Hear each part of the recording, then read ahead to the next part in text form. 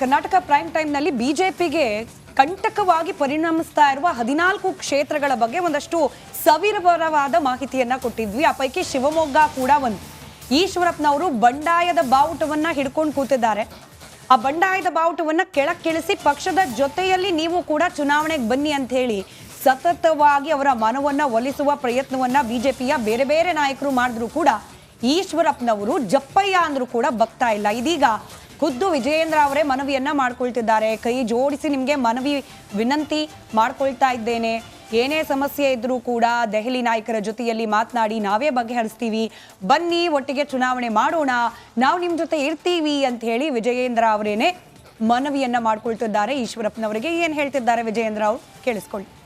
ಹಿರಿಯರಾಗಿರ್ತಕ್ಕಂಥ ಈಶ್ವರಪ್ಪನವ್ರಿಗೆ ಇನ್ನೂ ಕೂಡ ಕಾಲ ಮಿಂಚಲ್ಲ. ಮನೆ ಈಶ್ವರಪ್ಪನವರೇ, ದಯವಿಟ್ಟು ನಮ್ಮ ಪಕ್ಷದ ಕಾರ್ಯಕರ್ತರ ಪರವಾಗಿ ತಮಗೆ ಕೈ ಜೋಡಿಸಿನ ವಿನಂತಿಯನ್ನು ಮಾಡ್ತಾ ಇದ್ದೇನೆ. ಎಲ್ಲ ಸಮಸ್ಯೆಗಳಿಗೂ ಉತ್ತರವನ್ನು ಕಂಡುಕೊಳ್ಳೋದಕ್ಕೆ ಸಾಧ್ಯ ಇದೆ. ಹಾಗೆ ನಿಮ್ಗೆ ಏನೇ ನೋವಾಗಿದ್ದರೂ ಸಹ ದೆಹಲಿಯ ವರಿಷ್ಠರನ್ನ ಭೇಟಿ ಮಾಡಿ ಆ ಸಮಸ್ಯೆನ ಬಗೆಹರಿಸ್ಕೊಳ್ಳಿ. ನಾವಂತೂ ನಿಮ್ಮ ಜೊತೆಲಿ ಇದ್ದೇವೆ, ನೀವು ಕೂಡ ನಮ್ಮ ಜೊತೆಲಿ ಇರಬೇಕು, ಭಾರತೀಯ ಜನತಾ ಪಾರ್ಟಿ ನಮ್ಮ ಕಾರ್ಯಕರ್ತರ ಜೊತೆಲಿ ಇರಬೇಕು ಅಂತೇಳಿ ಮತ್ತೊಮ್ಮೆ ನಾನು ಪ್ರಾರ್ಥನೆಯನ್ನು ಮಾಡ್ತಾ ಇದ್ದೇನೆ. ಹಿರಿಯರಾಗಿರ್ತಕ್ಕಂಥ ಈಶ್ವರಪ್ಪನವ್ರಿಗೆ ಇನ್ನೂ ಕೂಡ ಈಶ್ವರಪ್ಪನವರು ಈ ಥರ ಕೊನೆಗಳಿಗೆಯಲ್ಲಿ ರೆವೆಲ್ ಆಗ್ತಾರೆ ಅಂತ ಯಾರು ಅಂದ್ಕೊಂಡಿರಲಿಲ್ಲ. ಪಾಪ ಕಳೆದ ಬಾರಿ ಕೂಡ ಶಿವಮೊಗ್ಗ ನಗರದಲ್ಲಿ ಅವರಿಗೆ ಟಿಕೆಟ್ ಸಿಗದೇ ಇದ್ದಾಗ ತಕ್ಷಣವೇ ಇಲ್ಲ ನಾನು ರಾಜಕೀಯ ನಿವೃತ್ತಿ ಹೊಂದುತ್ತೇನೆ ಬಹುದು ಯಾರಿಗಾದರೂ ಅನಿಸೋದೆ. ಯಾರೆಲ್ಲ ರೆಬಲ್ ಆಗಿ ನಿಂತರು ಪಾಪ ಜಗದೀಶ್ ಶೆಟ್ಟರನ್ನು ಫುಲ್ ರೆಡ್ ಕಾರ್ಪೆಟಲ್ಲಿ ಕರ್ಕೊಂಬಂದು ನಿಮಗೆ ಧಾರವಾಡ ಬೇಕಾ, ನಿಮಗೆ ಹಾವೇರಿ ಬೇಕಾ, ನಿಮಗೆ ಬೆಳಗಾವಿ ಬೇಕಾ ಅಂತಂದ್ಬಿಟ್ಟು ಒಂದೊಂದು ಕೊಟ್ಬಿಟ್ಟು ಕೊಟ್ಟೇ ಬಿಟ್ಟರು. ಇವ್ರು ಪಾಪ ನಾನು ನಿಲ್ಲಲ್ಲಪ್ಪ, ನನ್ನ ಮಗನಿಗೆ ಕೊಡಿ, ಅದು ಹಾವೇರಿ ಖಾಲಿ ಇತ್ತು, ಅದು ಕೂಡ ಶಿವಕುಮಾರ್ ಉದಾಸಿ ಅವರು ಖಾಲಿ ಬಿಟ್ಟ ಜಾಗ, 2.5 ಲಕ್ಷ ಒಕ್ಕಲಿಗರಿದ್ದಾರೆ, ಕುರುಬರ ಸಮುದಾಯದವರಿದ್ದಾರೆ. ಆಮೇಲೆ ಇವರನ್ನು ವಾಪಸ್ ಕೇಳಲಾಯ್ತಂತೆ, ಕೊಪ್ಪಳದಿಂದ ಸ್ಪರ್ಧೆ ಮಾಡ್ತೀರ ಮತ್ತೊಂದು ಅಂತೇಳಿ. ಆಮೇಲೆ ಇವರು ಕರ್ಸ್ಕೊಂಡ ನಂತರ ಅವರನ್ನು ಅವಮಾನಿಸಿ ಕಳಿಸಿದರು. ಈಗ ಇವರು ಅವಮಾನಿಸಿ ಕಳಿಸಿದ್ದಾರೆ. ನನ್ನ ಯಾರನ್ನ ಕಳಿಸಿದಾರಂತೆ, ಯಾರು ವಿಜಯೇಂದ್ರ ಅವರ ಪರವಾಗಿ ಯಾರನ್ನ ಕಳಿಸಿದ್ದಾರೆ, ಅವರು ಕೂಡ ಇಲ್ಲ ನಾನು ಮಾತಾಡೋದಿಲ್ಲ ಅಂತೇಳಿ ಕಳಿಸಿದ್ದಾರೆ ಅಂತ. ಈಗ ಅಲ್ಲ, ಸಮಸ್ಯೆನೇ ವಿಜಯೇಂದ್ರ ಅವ್ರನ್ನ ರಾಜ್ಯಾಧ್ಯಕ್ಷ ಮಾಡಿದ್ದು, ಸಮಸ್ಯೆನೇ ವಿಜಯೇಂದ್ರ ಅವ್ರಿಗೆ ಹೆಚ್ಚಿನ ಮನ್ನಣೆ ಸಿಗ್ತಾರೆ, ಅದು ಅವ್ರು ಮನವಿ ಮಾಡ್ಕೊಂಡ್ರೆ ಅದು ಟಿಕೆಟ್ ಕಾಂತೇಶ್ಗೆ ಸಿಗದೇ ಇದ್ದಾಗ ಅವ್ರಿಗೆ ಬಂದಿದ್ದು. ಇದೇ ವಿಜಯೇಂದ್ರ ಅವರು ರಾಜ್ಯಾಧ್ಯಕ್ಷರಾದಾಗ ಸಿದ್ದು ತೋರಿಸಲ್ಲ, ನಾನು ಭಾಳ ಖುಷಿಯಾಗಿ ತೋರಿಸಲ್ಲ. ಎಲ್ಲರೂ ಕೂಡ ಪ್ರಾಬ್ಲಮ್ ಆಗೋದೇನು ಗೊತ್ತಾ, ತಮ್ಮ ಮಕ್ಕಳ ವಿಚಾರಕ್ಕೆ ಬಂದಾಗ ಎಲ್ಲರೂ ಕೂಡ ಧೃತರಾಷ್ಟ್ರ ಆಗಿಬಿಡ್ತಾರೆ. ಅದು ಒಂದು ದೊಡ್ಡ ಪ್ರಾಬ್ಲಮ್ಮು. ಬನ್ನಿ ಭೀಮಾ ನಾಯಕ್ ಅಲ್ವಾ, ಓಕೆ, ನಮ್ಮೊಂದಿಗೆ ಸಂಪರ್ಕದಲ್ಲಿದ್ದಾರೆ. ಎಸ್ ಭೀಮಾ ನಾಯಕ್, ಏನಾಗ್ತಿದೆ ಶಿವಮೊಗ್ಗದಲ್ಲಿ? ನಿಜವಾಗಲೂ ಈಶ್ವರಪ್ಪನವರಿಗೆ ಅವರು ಅಂದುಕೊಂಡ ರೀತಿಯಲ್ಲಿ ಬೆಂಬಲ ಸಿಗ್ತಾ ಇದೆಯಾ? ಯಾಕೆಂತಂದರೆ ಅವರು ಅಲ್ಲಿ ಸ್ಪರ್ಧೆ ಮಾಡ್ತಾರೆ, ಗೆಲ್ತಾರೆ, ಸೋಲ್ತಾರೆ, ಅದು ಬೇರೆ ವಿಚಾರ. ಬೇರೆ ಅವರಿಗೆ ಸೇರಿದಂಥ ಸಮುದಾಯ ಬೇರೆ ಬೇರೆ ಭಾಗಗಳಲ್ಲಿ, ಯಾಕೆಂತಂದರೆ ಈಗ ನೋಡಿ, ನಿಮಗೆ ಕುರುಬ ಸಮುದಾಯ ಅನ್ನೋದು 224 ವಿಧಾನಸಭಾ ಕ್ಷೇತ್ರಗಳಲ್ಲೂ ಇದೆ. ಲಿಂಗಾಯತರು ನಿಮಗೆ ಎಲ್ಲ ಸಮುದಾಯದಲ್ಲಿ ಎಲ್ಲ ಕ್ಷೇತ್ರದಲ್ಲಿ ಸಿಗೋದಿಲ್ಲ, ಒಕ್ಕಲಿಗರು ನಿಮಗೆ ಎಲ್ಲ ಸಮುದಾಯದಲ್ಲಿ ಸಿಗೋದಿಲ್ಲ, ಕುರುಬರು ಸಿಗ್ತಾರೆ, ಆಮೇಲೆ ನಿಮಗೆ ಮುಸ್ಲಿಮರು ಸಿಗ್ತಾರೆ, ಆಮೇಲೆ ನಿಮಗೆ ದಲಿತರು ಸಿಗ್ತಾರೆ. ಹಾಗೆ ಒಂದೊಂದು ಕ್ಯಾಟಗರಿ ಬೇರೆ ಬೇರೆ ಕಡೆಗಳಲ್ಲಿ ತೊಂದರೆ ಆಗ್ಬೋದಾ? ಈಗ ಇವರು ನಿಂತು ಆಗೋದಾದರೂ ಏನು, ಸೋಲಿಸುವಷ್ಟು ಶಕ್ತಿ ಇದೆಯಾ, ಅಥವಾ ಓವರಾಲ್ ಅದೊಂದು ಹೊಡೆತ ಕೊಡ್ಬೋದಾ? ಹೆಂಗೆ ಲೆಕ್ಕಾಚಾರ ಈಶ್ವರಪ್ಪನವ್ರದ್ದು?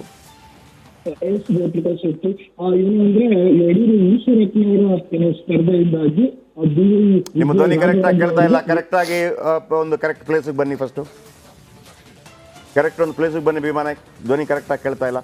ಮತ್ತೊಮ್ಮೆ ಹೇಳ್ತಾ ಇದ್ದೀನಿ, ಈಗ ಮನವಿ ಮಾಡ್ಕೊಂಡಿದ್ದಾರೆ ವಿಜಯೇಂದ್ರ ಅವರ ಮನವಿಯನ್ನು ಮತ್ತೊಮ್ಮೆ ಹಾಕಿ. ಯಾಕಂದರೆ ವಿಜಯೇಂದ್ರ ಅವ್ರಿಗೂ ಕೂಡ ಗೊತ್ತಾಗಿದೆ ಮಾಡಲಿಲ್ಲ ಅಂದ್ರೆ ಆಗಲ್ಲ ಅಂತೇಳಿ. ಕೇಳಿಸ್ಕೊಳ್ಳಿ. ಹಲೋ, ಕೇಳ್ತಾ ಇದೆಯಾ ಭೀಮಾ ನಾಯಕ್? ಮಾತಾಡಿ ಈಗ.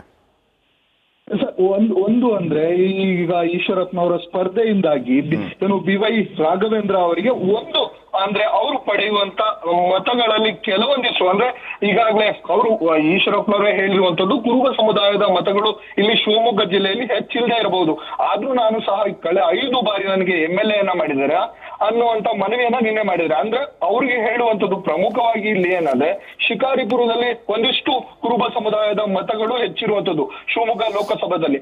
ಅದನ್ನ ಹೊರತುಪಡಿಸಿದ್ರೆ ಶಿವಮೊಗ್ಗ ಸಿಟಿಯಲ್ಲಿ ಕೆಲವೊಂದಿಷ್ಟು ಮತಗಳಿದ್ದಾವೆ. ಅದನ್ನ ಹೊರತುಪಡಿಸಿದ್ರೆ ಸಾಗರ ಆಗಿರಬಹುದು, ಸೊರಬ ಆಗಿರ್ಬೋದು, ಇಲ್ಲಿ ಈಡಿಗ ಕಮ್ಯುನಿಟಿಯ ಮತಗಳು ಹೆಚ್ಚಿರುವಂತದ್ದು. ಹಾಗಾಗಿ ಇಲ್ಲಿ ಪ್ರಮುಖವಾಗಿ ಅವರು ಹಿಂದುಳಿದ ಮತದಾರರ ಏನು ವೋಟ್ಗಳನ್ನ ಕಾನ್ಸಂಟ್ರೇಟ್ ಮಾಡಿರುವಂತದ್ದು. ಹಾಗಾಗಿ ಅವರು ಪ್ರತಿ ಬಾರಿ ಹೇಳಿರುವಂತದ್ದು, ನಾನು ಹಿಂದುಳಿದ ನಾಯಕ, ನಮ್ಮನ್ನ ತುಳಿಯುವಂತ ಕೆಲಸವನ್ನ ಯಡಿಯೂರಪ್ಪನವರು ಮಾಡ್ತಾನೆ ಬಂದಿದ್ದಾರೆ.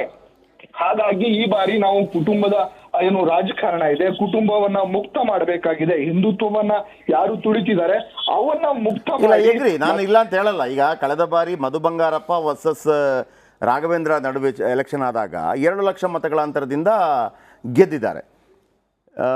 ಶಿವಮೊಗ್ಗದಲ್ಲಿ ಕುರುಬ ಸಮುದಾಯ ಮ್ಯಾಕ್ಸಿಮಮ್ ಅಂದರೆ ನನಗೆ ಗೊತ್ತಿರುವಂಥ ಒಂದು ಅಲ್ಪ ನಾಲೆಜ್ ಪ್ರಕಾರ 50,000 to 60,000 ಅಲ್ಲಿರುವಂಥದ್ದು. ಸೊ ಹಾಗಿರುವಾಗ ಅದು ದೊಡ್ಡ ಹೊಡೆತಗಳು ಒಂದು ವೇಳೆ ಅವರು ಅದನ್ನು ಕಂಪ್ಲೀಟಾಗಿ ತಗೊಂಡ್ರು ಕೂಡ ಮತ್ತು ಉಳಿಯಲ್ವಾ ಅಂತೇಳಿ ನಾನು ಕೇಳ್ತಿರುವಂಥದ್ದು. ಈ ಹಿಂದೆ ಶಿವಮೊಗ್ಗ ನಗರದಲ್ಲಿ ಅವರು KJP ಕಟ್ಟದಂಥ ಸಂದರ್ಭದಲ್ಲಿ ರುದ್ರೇಗೌಡರಿಗಿಂತಲೂ ನೆಕ್ಸ್ಟ್ ಪ್ಲೇಸ್ಗೆ ಹೋಗಿದ್ರು ಅವರು ಅಲ್ವಾ? ಹಾಂ, ರುದ್ರೇಗೌಡರಿಗಿಂತಲೂ 248 ವೋಟ್ ಕಡಿಮೆ ಪಡ್ಕೊಂಡಿದ್ರು ಈಶ್ವರಪ್ಪನವರು. 3ನೇ ಸ್ಥಾನಕ್ಕೆ ತಳ್ಳಲ್ಪಟ್ಟಿದ್ದರು. ಪ್ರಸನ್ನ ಕುಮಾರ್ ಅವರು ಗೆದ್ದಿದ್ರು ಆ ಬಾರಿ 2013 ಚುನಾವಣೆಯಲ್ಲಿ. ಸೊ ಹಾಗಿರುವಾಗ ಹೊಡೆತ ಅಂತಂದರೆ ಹೆಂಗೆ ಅಂತ ಇವರಿಗೆ ಅಷ್ಟು ಹೋಲ್ಡ್ ಇದೆಯಾ ನಿಜವಾಗಲೂ? ಈ ಹಿಂದೆ ಯಾವುದು ರಾಯಣ್ಣ ಬ್ರಿಗೇಡ್ ಕೂಡ ಮಾಡಿದರು. ರಾಯಣ್ಣ ಬ್ರಿಗೇಡ್ ಮಾಡಿದಾಗ ದೆಹಲಿಯಲ್ಲಿ ಅವರನ್ನು ಕರೆಸಿ ಸಮಾಧಾನ ಮಾಡಿ ನೆಕ್ಸ್ಟ್ ನಿಮಗೆ ಟಿಕೆಟ್ ಕೊಡುತ್ತೆ ಅಂತೆಲ್ಲ ಹೇಳಿ ಸಮಾಧಾನ ಆಗಿತ್ತು.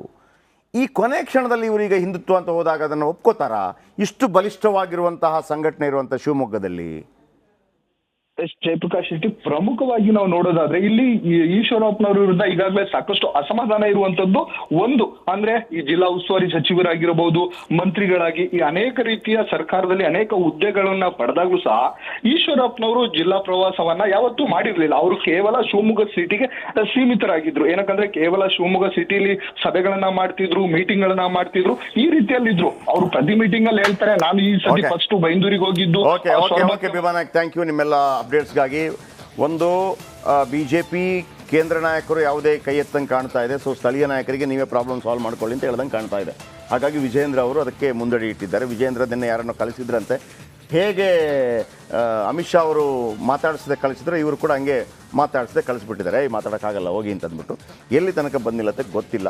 ಬಹುಶಃ ಒಂದು ವೇಳೆ BJPಯಿಂದ ಇದೇ ಥರ ಅಂತರ ಕಾಯ್ದುಕೊಂಡ್ರೆ ಇದು BJPಯಿಂದ ಕಂಪ್ಲೀಟಾಗಿ ಹೊರ ಹೋದಂಗೆ ಅನ್ನಿಸ್ತಾ ಇದೆ ಈಶ್ವರಪ್ಪನವರು. ಯಾಕಂದರೆ ಈಶ್ವರಪ್ಪನವರಿಗೆ ಮತ್ತೊಂದು ಪಾರ್ಟಿಗೆ ಹೋಗಿ ಅಲ್ಲಿ ನಿಂತು ಆಗುವಂಥದ್ದು ಅಲ್ಲ.